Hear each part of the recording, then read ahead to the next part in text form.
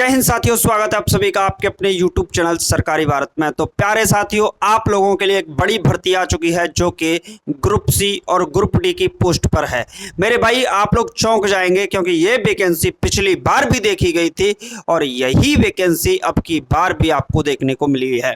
Notification जारी हो चुका है, किस पोस्ट पर कितनी वैकेंसी है वो भी मैं आपको बताने वाला हूँ। तो आपको सबसे पहले बता दें ये भर्ती कहाँ निकली है, कैसे निकली है और आप कब से इसका आवेदन कर पाएंगे। प्यारे साथी, अगर बात करें कि इलाहाबाद हाई कोर्ट, उत्तर प्रदेश के अंदर इलाहाबाद हाई कोर्ट के अंदर ये वैकेंसी देखने को मिलने वाली है।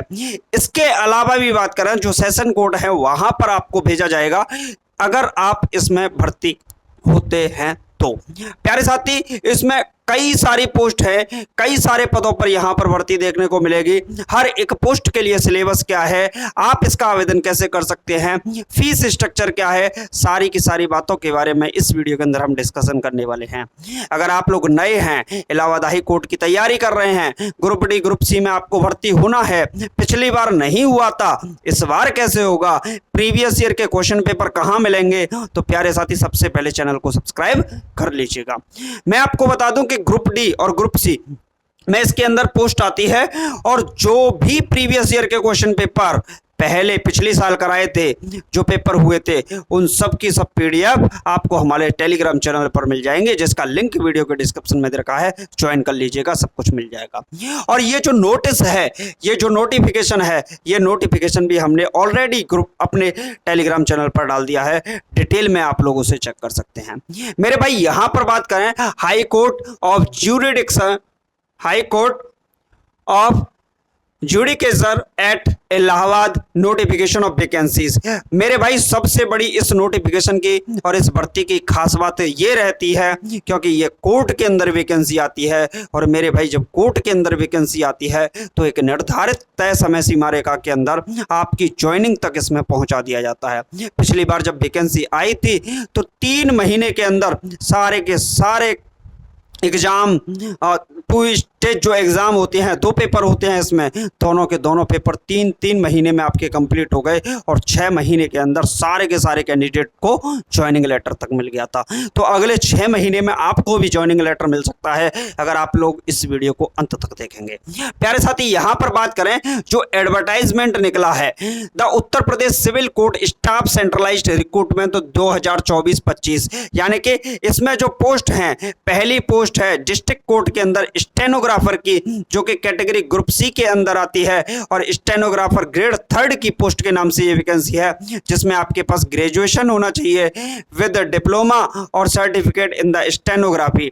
यानी कि आपके पास ग्रेजुएशन अगर है और आपके पास डिप्लोमा है क्या का, स्टेनोग्राफी का, और आपके पास CCC सर्टिफिकेट है, वो किसके द्वारा इश्यूड होना चाहिए, NIELIT द्वारा, यानी कि DOEACC सोसाइटी, ये इसका नाम है। मेरे भाई, कंफ्यूज नहीं होना है, ये मतलब एक संस्था है, ये संस्था CCC का एग्जाम लेती है और CCC के सर्टिफिकेट ये संस्था जारी करती है। तो इस संस्था के द्वारा आपके पास CCC का सर्टिफिकेट होना चाहिए और आपकी जो टाइपिंग की स्पीड है 25/30 वर्ड्स पर minute for Hindi and English.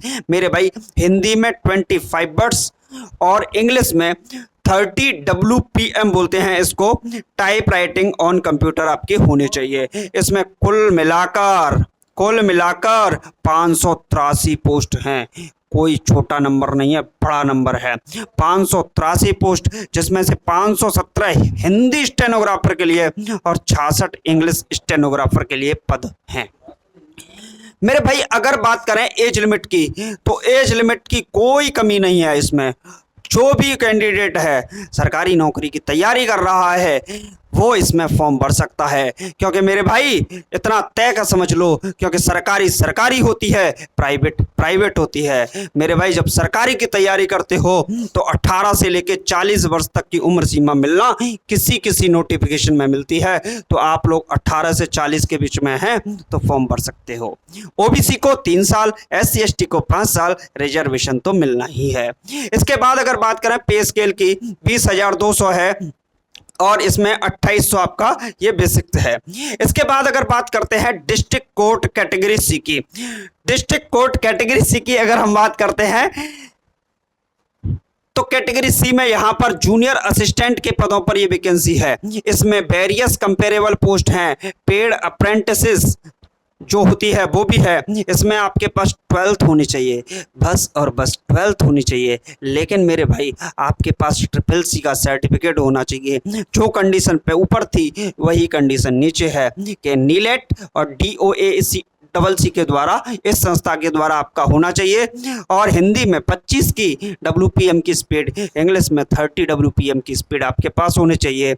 1054, oh my God, इतना बड़ा नंबर, 1054 इतने पदों पर है, जिसमें से जूनियर असिस्टेंट 932 और पेड अप्रेंटिसेस के लिए 122 पोस्ट हैं। 18 से लेके 40 वर्ष के उम्मीदवार इसमें भी अपना फॉर्म भर सकते हैं। रिजर्वेशन यहाँ भी मिलेगा।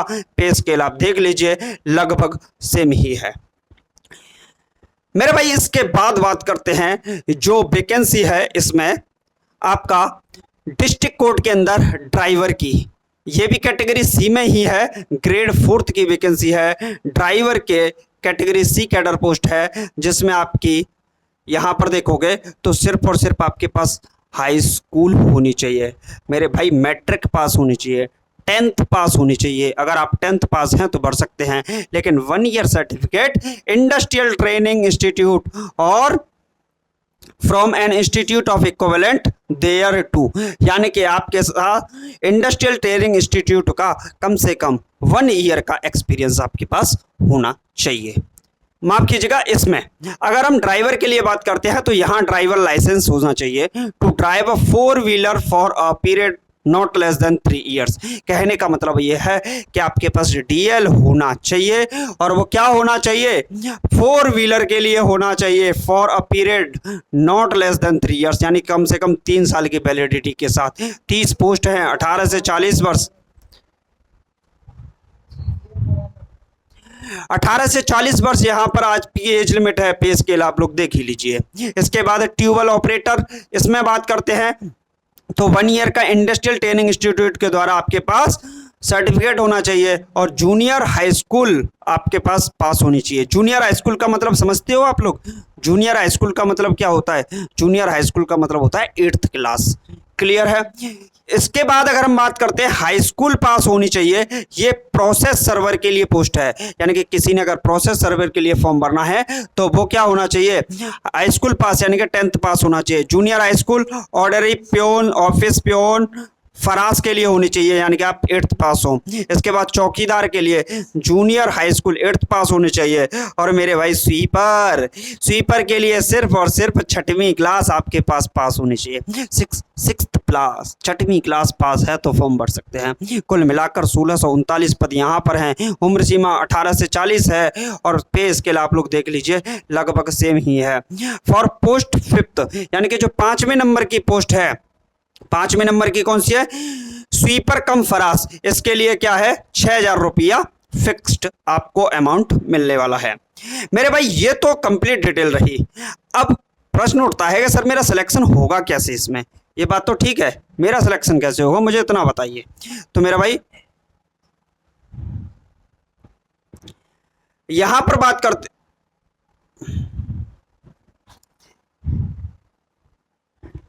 यहां पर अगर हम बात करते हैं तो इसके बाद अगर प्यारे साथी यहां पर बात करते हैं तो आप लोग देखोगे नंबर ऑफ वैकेंसीज में इंक्रीज और डिक्रीज, नंबर ऑफ वैकेंसीज क्या हो सकती हैं, आपकी बढ़ भी सकती हैं और घट भी सकती हैं। इसके बाद अगर हम बात करते हैं reservation for the members of schedule caste, schedule tribe, other backward class, economical weaker section, other categories of UP salaries such as may be specified by the government orders issued in this behalf from time to time and adopted by the high court। तो यानी कि आपके पास reservation आपको मिलेगा, EWS में, OBC में, SC में, ST में, सब में रिजर्वेशन मिलेगा। आप कहाँ से फॉर्म भर सकते हैं? तो जो फॉर्म है वो आपका 4/10/2024 से 24/10/2024 तक आप लोग फॉर्म भर सकते हैं, यानी कि अक्टूबर में 4 अक्टूबर से 24 अक्टूबर के बीच में आपको 20 दिन का इसमें समय मिलने वाला है। पेमेंट फीस कैसे करेंगे। For the post mentioned in the serial number 1 candidate general UR OBC 950 रुपये आपकी फीस है, बैंक चार्ज एक्स्ट्रा लगेगा।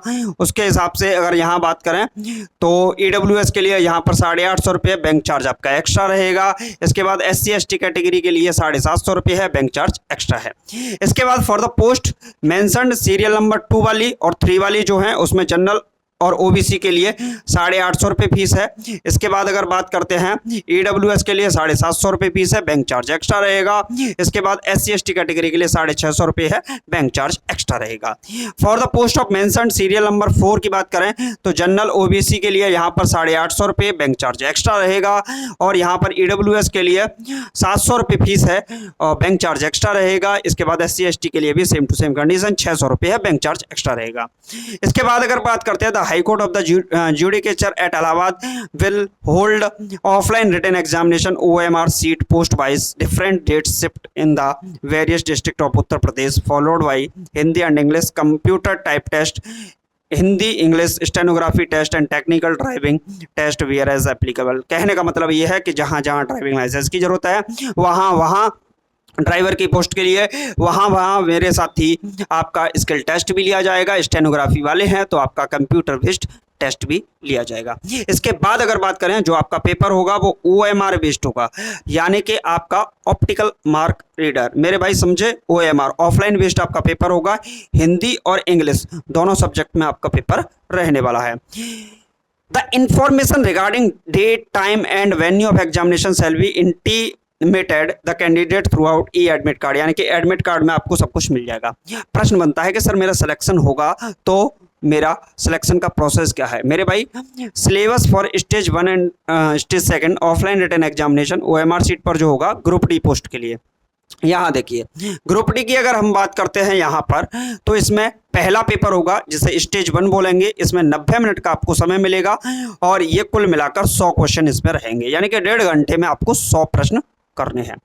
प्यारे भाई यहाँ पर बात करें तो इसमें जो सब्जेक्ट होंगी हिंदी, इंग्लिश, जनरल स्टडीज और मैथमेटिक्स, कुल मिलाकर हिंदी के 25, इंग्लिश के 25, जनरल स्टडीज के 25 और मैथमेटिक्स के भी 25 प्रश्न आपको देखने को मिलेंगे। टोटल 100 क्वेश्चन होंगे, 100 मार्क्स के होंगे और 90 मिनट का आपको समय दिया जाएगा। स्टेज 2 जो होगी उसमें 90 मिनट का समय होगा, वही 100 क्वेश्चन होंगे Hindi, English, general studies and mathematics, यानी कि आप जो CBT बोल रहा हूँ, स्टेज 1 की तैयारी करोगे वही स्टेज 2 की तैयारी भी रहने वाली है। इसमें कुल मिलाकर 100 मार्क्स का होगा, 100 प्रश्न होंगे।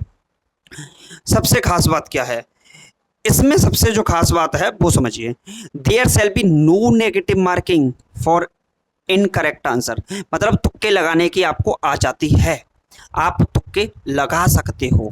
The question paper will be available both English and Hindi language, दोनों में पेपर होगा। Question shall be on the areas related to and of the level of mentioned in essential qualification जो है वो आपको बता ही दिया। The selection committee has discretion fix minimum qualifying marks in any or all parts of papers in both stages, it means stage 1 and stage 2 examination. प्यारे साथी यहाँ से अगर हम बात करें आगे की तो स्टेज 1 जो पेपर होगा वो क्या होगा, the selection procedure include the following 2 stages. पहले स्टेज होगी ओपन कॉम्पिटिटिव एग्जामिनेशन, ऑफलाइन होगा और ये क्या है वेरियस डिस्ट्रिक्ट और उत्तर प्रदेश में होगा, यानी कि अलग अलग जिलों में होगा। This test will consist 100 objective type question and answer on OMR sheet, यानी कि ऑफलाइन पेपर होगा, सीधा सीधी बात है। यहाँ पर बात करें 100 क्वेश्चन होंगे। 5 candidate in order to merits of merit stage 2 written examination shall be shortlisted category sub category wise against each notified. कहने का मतलब यह है कि स्टेज 1 में जो आपकी मेरिट लगेगी उसमें 5 टाइम्स कैंडिडेट को स्टेज 2 के लिए बुलाया जाएगा। तो पहली बार में अगर मान लीजिए आपके पास यहाँ अगर हम बात करते हैं 200 पोस्ट हैं किसी में, ठीक है, और 200 पोस्ट हैं तो इसके लिए इसका जब जो स्टेज 1 होगा तो स्टेज 1 में 1000 कैंडिडेट को क्वालिफाई किया जाएगा। फिर ये 1000 स्टेज 2 का पेपर देंगे तब इनकी फाइनल मेरिट लगेगी। On the basis of the mark scored stage 1 5 candidate against each vacancy category ये आपको बुलाए जाएंगे और पार्टिसिपेट करेंगे स्टेज 2 में रिटन एग्जामिनेशन में। This test also objective type consisting 100 question होंगे और ये भी OMR सीट पर होगा। इसके बाद अगर बात करें तो ये जो अगली वाली पोस्ट है ये है प्यारे साथी किसके लिए, यहाँ पर अगर हम बात करते हैं ग्रुप सी के लिए, ग्रेड 4 के लिए, तो यहाँ पर आपका पहला पेपर होगा जिसमें Hindi, English, general studies, mathematics 25-25 question होंगे, 100 प्रश्न होंगे। स्टेज जो सेकंड होगा ड्राइविंग टेस्ट है। The candidate will also have to clear the technical driving test of the satisfaction of the selection और अपॉइंटिंग अथॉरिटी। कहने का मतलब ये है कि आपका दूसरा स्किल टेस्ट होगा जो कि आपका ड्राइविंग टेस्ट होगा ग्रुप सी के लिए। जो मैंने कंडीशन पहले बताई थी वही कंडीशन लगभग सेम ही है, इसमें भी ऐसा कुछ नहीं है कि कुछ नया हो, ठीक है। तो लगभग सेम ही यहाँ पर कंडीशंस आपको देखने को मिलेंगे। क्लियर है। इसके बाद अगर बात करते हैं अगली वाली स्टेज के लिए, तो अगली स्टेज जो है वो है ग्रेड 3 के लिए, और यहाँ पर अगर बात करते हैं स्टेनोग्राफर की पोस्ट के लिए। प्यारे साथी स्टेनोग्राफर के लिए 90 मिनट का आपका स्टेज 1 में समय मिलेगा। 100 प्रश्न होंगे, Hindi, English, general studies, mathematics 25-25 question करके 100 प्रश्न होंगे, 100 मार्क्स के होंगे। स्टेज जो सेकंड होगा इसको समझिए, stage second part A Hindi and English typing करवाई जाएगी, जिसमें 25 WPM हिंदी की होगी, 30 WPM English type writing on computer होगी। 25 marks for Hindi typing, 25 marks for English typing आपकी होगी। क्लियर है। तो आपको यहाँ भी आपके मार्क्स मिलने वाले हैं। तो यहाँ पर अगर बात करें स्टेज जो सेकंड है part B Hindi English stenography test, इसमें कुल मिलाकर 50 मार्क्स का होगा। इसमें 80 WPM in short hand in Hindi and 30 WPM in typing in Hindi computer. तो कुल मिलाकर 25-25 प्रश्न बनेंगे, दोनों मिलाकर 50 प्रश्न बनेंगे। बाकी स्ट्रक्चर लगभग सेम ही रहने वाला है। प्यारे साथी मैंने आपको जितना भी बताया मेरे भाई, ये इलाहाबाद हाईकोर्ट के अंदर जो वैकेंसी आई है ये पिछली बार भी आई थी। पिछली बार के जो क्वेश्चन पेपर हैं वो हमने अपने टेलीग्राम चैनल पर डाल दिए हैं ताकि आप लोग उनको डाउनलोड कर सकें, ठीक है। और सबसे पहले हम नोटिफिकेशन लेकर आए। आपको अगर कोई क्वेश्चन है, कैसा भी प्रश्न है, तो आप लोग कमेंट बॉक्स में लिख दीजिएगा। हमने अपनी टीम बैठा रखी है, टीम हमारी 5 मिनट के अंदर कमेंट का आंसर देती है। तो आप लोग कमेंट करिएगा, जो भी प्रश्न कमेंट करिएगा, हमारी टीम आपकी कमेंट का आंसर जरूर देगी। बाकी अगर कोई क्वेश्चन है तो कमेंट कर ही देंगे। मिलते हैं नेक्स्ट वीडियो में। Thank you for watching this video. जय हिंद, जय भारत।